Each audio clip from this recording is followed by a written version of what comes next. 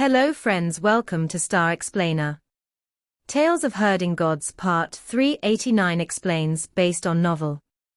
So let's start explanation. In the darkness outside of the city, there was an earth-shattering roar that grew louder. From the darkness, a large monster appeared. The people in the city got nervous, as the monster looked like one that belonged in their nightmares, for it was the ugliest and most ferocious thing imaginable. It looked like a man with tentacles all over him, a man with eyes all over him, a flower made out of blood and flesh, and a combination of plants and humans. It was very weird looking. Behind it came ancient gods whose bodies were humanoid and whose heads were those of beasts, like cows and birds. Following them were large evil dragons, multi-headed snakes, and giants with large tummies. Some looked like peculiar engineered creatures. These giants' arms were made out of sharp drills, while sharp blades protruded out of their bodies. They were walking siege engines. Toot toot. A ship made out of flesh and blood spewed out dense smoke. It had long arms and countless legs growing out of its side and bottom, respectively. It even had plenty of men, with only half a body growing out of it on its deck. It beat its drums and gongs while playing its flutes and singing. The boat of flesh and blood danced amidst the music as its front opened its bloody mouth, which was filled with steel knives that acted like teeth. It happily walked towards this city of the masters of creation. The moon appeared in the sky and showered the land with moonlight. Peculiar laughter was heard from the skies, and Qin Mu raised his head. He saw a human face on the moon, which was giving off peculiar laughter. Additionally, the moon had arms growing out of it.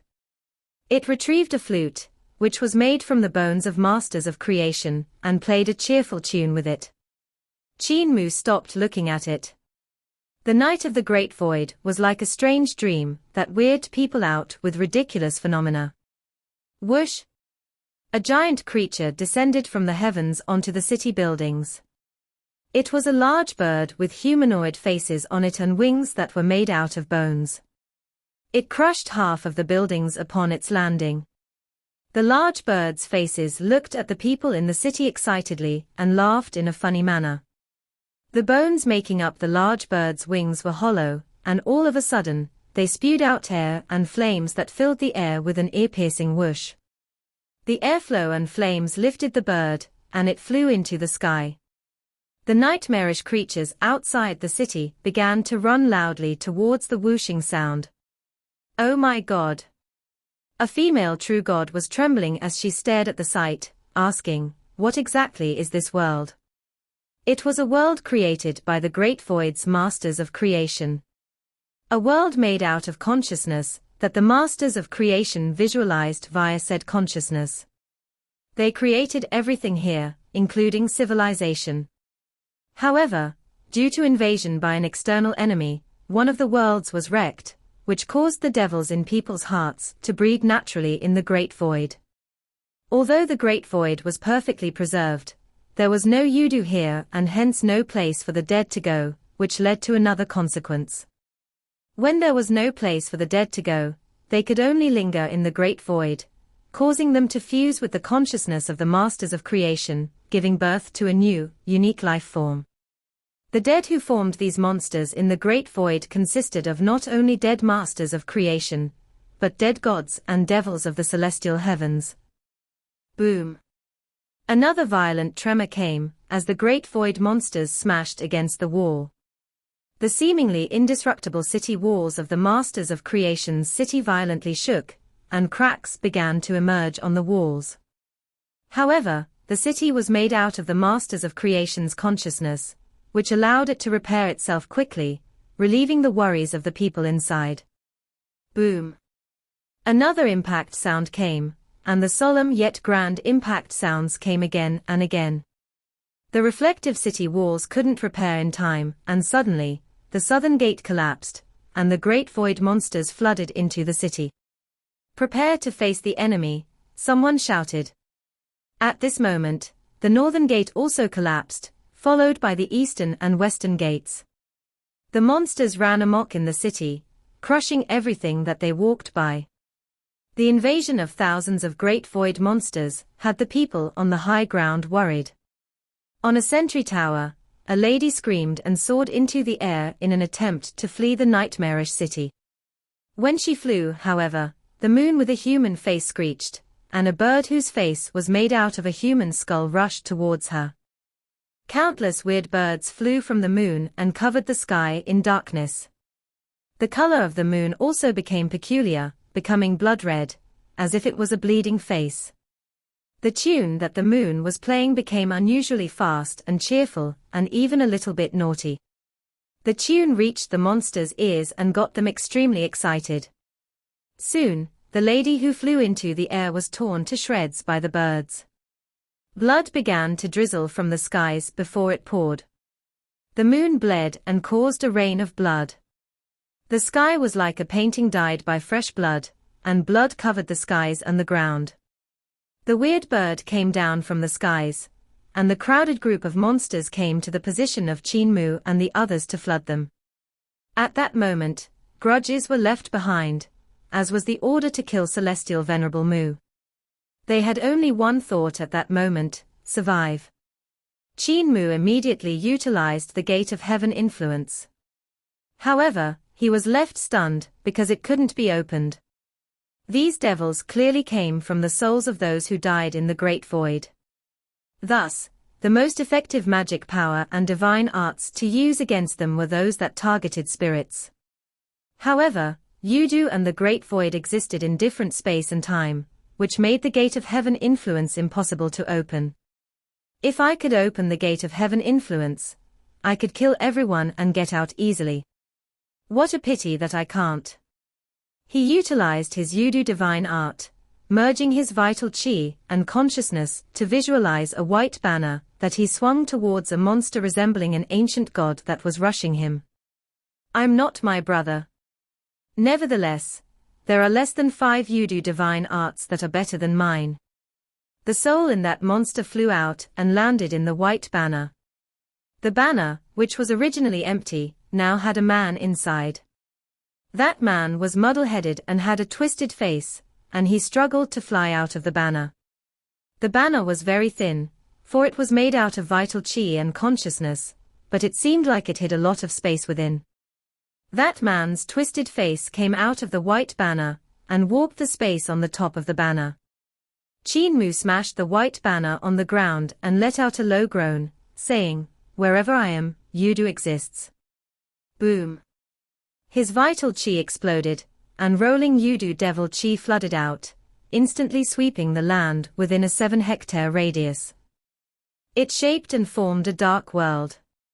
Within his spirit embryo divine treasure, his primordial spirit embryo lifted his leg, and immediately, the taiji beneath its leg churned. The heavens above and the earth below swirled, and the earth was shaped into a Yudu world. Qin Mu's body fused with the primordial spirit, and as he shook his body, it was shaped into the form of a 3-eyed earth count. His body inflated itself, and it became around 100 yards tall, like a hill, just as large as the monsters. He held a flaming whip, and flicked it to strangle an incoming monster's neck. He shook it hard, and the soul within that monster's body flew out, and was captured by the whip. He retracted his whip and coiled it around the white banner, giving it another twisted soul to store. The eye in the heart of Qin Mu's brows opened, and its fiery glow flew into the front, like a pillar. The monster on the receiving end had its soul dispersed. Behind him, a monster rushed him. He lifted a hoof and kicked that monster's head. Beneath its leg, Yudu devil fire burnt the monster's soul into ashes. Another monster rushed towards his back, and it ended up having its throat locked by Qin Mu's tail, which coiled around it, lifting it into the air before smashing it into the ground. That monster was smashed to the point of dizziness. As it was about to stand up, another one of Qin Mu's bull hooves fell on its head. That monster's head exploded with a pack. That weird bird in the sky dove towards the ground, brandishing its claws. However, all it saw was the 2 earth count horns go ablaze, morphing into 9 Ben's yellow springs that locked it in place, burning it and causing it to scream in agony. A monster smashed into his body suddenly, and a cracking sound came from Qin Mu's chest. His bones were fractured, and he rolled on the floor until he hit a palace, breaking through it before hitting another palace of the Masters of Creation, destroying a giant pillar before stopping. His body of earth count was broken, and he immediately returned to his real self. He then immediately utilized the Anusrava creation, mysterious scripture, to heal himself. In front of him, a loud rumbling filled the air. The monster that had knocked into him had crushed 2 halls and was chasing after his figure. Seeing that it was going to smash into him again, Qin Mu seemingly melted and stuck himself to the ground, morphing into a black shadow, and swimming away quickly. That monster was stunned and immediately chased after his shadow crazily. Luo Wushuang was using his vital qi as a knife to cleave the monsters. However, he wasn't focused on it as he looked around. He saw that everyone was in danger as casualties mounted. Even true gods, who were disciples of celestial venerables, and had comprehended small celestial heavens techniques, couldn't resist such attacks. Another scream came as another true god was ripped to shreds. After that god died, his soul drifted about, and in the next moment, blood and flesh coalesced around it, morphing it into a great void monster that was unable to recognize its friends and family. It was hungry for death. In addition, Luo Wushuang discovered that even if the monsters were shattered and incinerated into ashes, their corporeal bodies would recover, and the killing would continue. It was only when these monsters had their souls dispersed that they were truly killed. It was difficult to disperse all of the souls of such a dense cluster of monsters. There were too many of them and too many of their attacks for opportunities to disperse their souls to appear. It seems like I have to gamble with my life by pulling out the core of the primordial tree to disperse their souls, even if it means that my celestial palace will be destroyed. Luo Wushuang clenched his teeth, and was about to pull out the core of the primordial tree when, suddenly, a black shadow swam to the ground beneath his feet. That shadow stood up and morphed into Qin Mu, who plucked out the core of the primordial tree from the heart of his brows. He then shook it against the wind, and it inflated. A rod of moderate length appeared in Qin Mu's hands, and Qin Mu blew on it and chanted, "Grow bigger." The rod fell onto the ground and expanded immediately. Boom! Luo Wushuang heard a ringing that was as loud as thunder, and he was pulled into the air by Qin Mu. When he looked down, he saw a terrifying scene. The core of the primordial tree morphed into a large and thick rod that stretched for 800 miles from each end of the Masters of Creation's city. That rod lay in the city's center, and had a diameter of at least 1,000 yards, pulverizing countless monsters. On top of that, any buildings the rod went through were leveled. The both of them went down and were surrounded by countless weird birds flapping their wings above. Their hollow bones spewed out flames at an extremely fast rate. Qin Mu brought Luo Wushuang down with him, and the core became smaller and smaller until it was the size of a wooden needle in Qin Mu's hand. Qin Mu placed the core of the primordial tree in the heart of Luo Wushuang's brows. It instantly penetrated Luo Wushuang's celestial palace, and continued inducting medicinal power to heal his celestial palace. Luo Wushuang groaned. Previously, he felt that it wasn't scary to have the core of the primordial tree in the heart of his brows. Now, after seeing its capabilities, he became scared, and he said, "Aren't you worried about being careful? You might crush my celestial palace." The 2 men followed the path created by the core of the primordial tree in an attempt to break out of the city. However, the monsters who just got pulverized reformed and crawled up again. In addition, the palaces, halls, and buildings pulverized by the primordial tree's core also regenerated rapidly, blocking them. Qin Mu frowned and retrieved the core from the heart of Luo Wushuang's brows again. Luo Wushuang was numb by this point and leaped with him. Rumble. The core showed its capabilities again, once more crushing the monsters who crawled up. The two of them landed, and Qin Mu put the core in the heart of Luo Wushuang's brows again. Luo Wushuang had already submitted to fate. He thought, as long as I can escape. Yet, those monsters recovered quickly, and the destroyed buildings returned to their former glory. The path ahead was blocked again as more monsters flooded in, making the chance at escape very low. Qin Mu clenched his teeth and laughed out of anger. This is the first time that I've met a city I can't destroy. Luo Wushuang was visibly perplexed. Suddenly, a melody came. That boat of flesh and blood rushed forward with the countless legs that it had. The many half-bodied men on it sang and played their instruments, from small ones like flutes to large ones like trumpets. All sorts of happy and cheerful melodies were played. The boat danced while its head's mouth opened and swallowed countless monsters. It chewed them and ate them vigorously. They were clearly crispy. Monsters who couldn't dodge in time were knocked into the air or stepped onto the point of becoming mud. Behind the boat, there was a large tube made out of a large intestine that was tilted towards the heavens. Anything the ship couldn't digest was made into dense rolling smoke that was spewed out, which made a long toot-toot cry. The ship rushed towards Qin Mu and Luo Wushuang.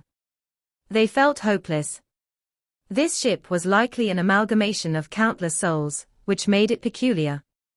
Given their strength at that moment, they couldn't defend themselves at all. All they could do was be eaten by the ship and passed out as dense smoke. Qin Mu clenched his teeth and glanced at Celestial Venerable Hua's imprint not far away. He suddenly made up his mind. As Luo Wushuang was using vital qi to create divine knives to kill the approaching monster, he glanced at Qin Mu's gaze and was shocked. He hurriedly asked, "Overlord Body Qin, what are you going to do?" Qin Mu's vital qi flew out of him and morphed into a sharp sword that went straight for the injured portion of Celestial Venerable Hua's imprint. Luo Wushuang felt a chill down his spine and shouted, "People in the city, leave now." Qin Mu plucked out the core of the primordial tree from the heart of Luo Wushuang's brows and stuck it on the ground. It became very thick. Qin Mu pulled Luo Wushuang, telling him to go prone. After you go prone, use all of your vital qi to protect your corporeal body and beware of being crushed. The two men went prone on the primordial tree core. As for that weird ship, it had already rushed directly in front of them. At that very moment, the flying sword created from Qin Mu's vital qi had already stabbed the injured point on Celestial Venerable Hua's imprint. Bigger, bigger, bigger. Qin Mu hollered, "Longer, longer, longer." Luo Wushuang was using all of his vital qi to protect his corporeal body. As the vital qi filled his entire body, he snuck a glance and saw Celestial Venerable Hua's imprint become an unbelievably bright light. It filled his vision with bright light before plunging him into darkness. Almost within the same moment, the primordial tree core expanded greatly, lifting them up into the clouds. It grew hundreds of miles tall in an instant. The strong inertia kept them pressed on the top of the core. Luo Wushuang could only feel his divine blood gathering under his skin. His eyes were almost pressed into his head, and his heart was almost squashed, stuck on the ribs on his back. His muscles were like paper, perfectly pasted on the core. At the same time, he heard bones fracturing and skin exploding beside him. "It's over, Overlord Body Qin." He was filled with sorrow. If even the corporeal body of a numinous sky-strong practitioner like him couldn't take the hit, how could Qin Mu? The bone fracturing sound originated from the moment Qin Mu's bones were shattered by the pressure, while the skin exploding sound originated from the moment Qin Mu's blood flowed into the skin pasted on the core. His skin couldn't take such strong pressure and impact force, and his whole body must have exploded, causing blood to cover the core. Not only that, his entire corporeal body would be shattered completely, including his brain matter. "Overlord Body Qin, you severed an arm of mine, and I held a grudge for 40,000 years, yet you saved my life thrice. Luo Wuxuang's mind was groggy. Unfortunately, I can't pay you back. I wanted to fight you here and let you see my knife skills. The core of the primordial tree was still expanding, standing straight in the Masters of Creation's city. It was thousands of miles tall as it grew straight towards that bloody moon in the sky. Soon, the core was 10,000 miles long and still growing ever taller and longer. It managed to stick out of the great void's atmosphere. This primordial tree core roared into the sky and reached the bloody moon, roaring past it. That blood moon was a giant ball of flesh, likely a giant ball of brain matter. Its weird eyes stared in shock at the pillar whizzing past it. It should be the brain of a near-omnipotent master of creation of the great void. He was likely killed with his brain chopped off. Thus, his brain floated in the great void's sky, forming the weird world's moon. Every night, it would play a cheerful and pleasing flute tune. It forgot to play its flute as flames engulfed everything below. Beneath it, celestial venerable Hua's imprint exploded, and in a moment, the energy contained within it swept through the city and destroyed everything. At the same time, that drop of celestial venerable Hua's divine blood and the sword energy within it was triggered, and a loud and bright fireball enveloped the entire city, expanding outwards and engulfing thousands of miles in an instant. It soon expanded to a radius of 10,000 miles. Everywhere it went, space was broken apart as mountains turned into ashes, rivers evaporated, and the oceans became nothing. Finally, the wave of divine art beneath settled down, and the primordial tree core stopped growing. The vision of Luo Wuxuang also became clearer as his blood returned. Although he suffered heavy injuries, he was still alive. He sat up. The primordial tree core had sent him into outer space, where nothing else but him and this large and thick pillar existed. Luo Wuxuang was silent as he looked at the primordial tree core, which was akin to a landmass. He was suddenly stunned. He saw many blood droplets seep out of the primordial tree core, before automatically coming together to form a heart in outer space. Many blood vessels grew out of the heart, extending in all directions. Then, smaller vessels grew from it, giving it the form of a human body. He then saw a brain growing, followed by vital organs and the skeletal system. Not long after, the human body grew skin and hair to form a naked man that looked exactly like Qin Mu. Qin Mu lifted his hands, and the shirt lying on the primordial tree core flew to him. He shook off the broken bones on it before wearing it. Mother Earth really was great to me. Qin Mu revealed his happiness, while Luo Wuxuang remained silent. She was so affectionate that she was even willing to give me such a precious artifact. I kept thinking about how to acquire more of such babies like this from her. I really am inept, Qin Mu said gratefully. Luo Wuxuang was silent as he thought, this man still looks so disgusting after living through this. He hasn't changed one bit.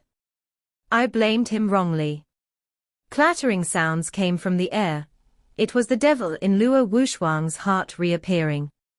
Qin Mu glanced at him, and the primordial tree core shrank, returning to the land.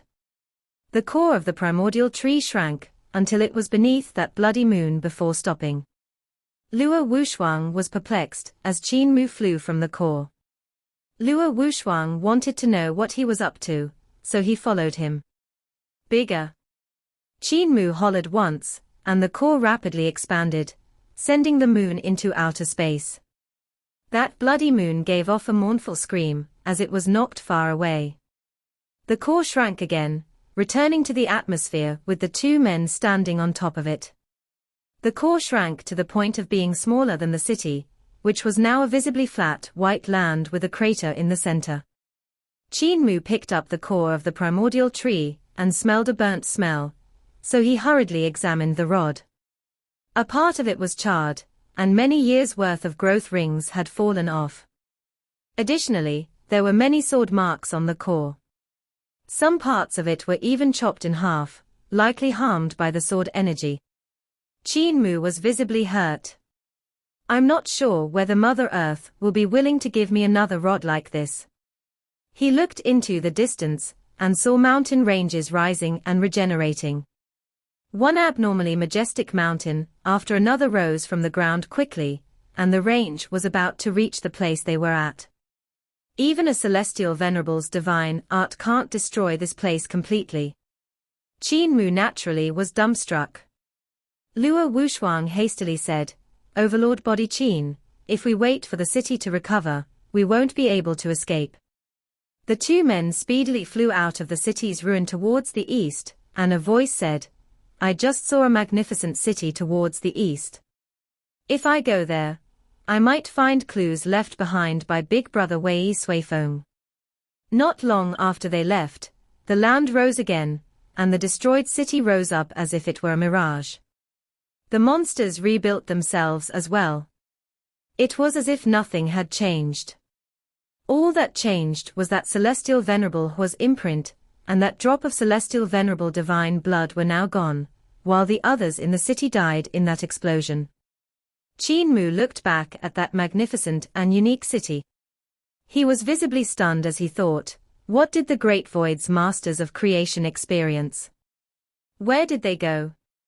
Why don't we see them at all? Luo Wushuang was thinking about something else entirely. Celestial Empress and Mistress Yuanmu, are they still alive?